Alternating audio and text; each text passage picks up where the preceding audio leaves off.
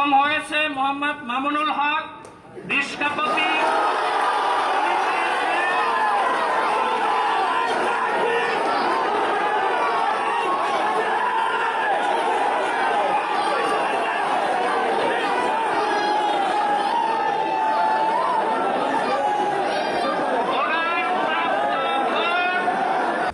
গাউসিয়া ইসলামিয়া ফাজিল মাদ্রাসার দ্বিতীয় তলা মহিলা ভোট কেন্দ্রের ফলাফল সাময়িকভাবে ঘোষণা করা হচ্ছে।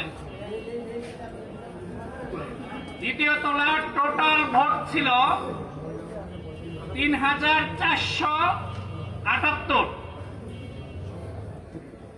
এখানে কাস্টিং হয়েছে ভোট ১,৫৩৫। প্রথম হয়েছে মোহাম্মদ মামুনুল হক নিষ্কাপতি।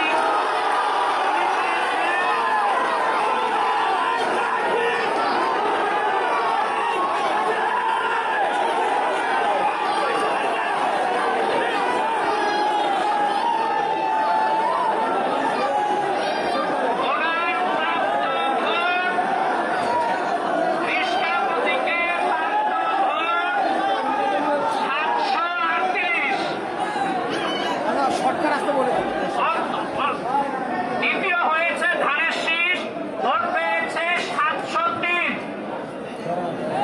তৃতীয় হয়েছে সোহেল রানা কলস মার্কা, উনি পেয়েছে ১৮।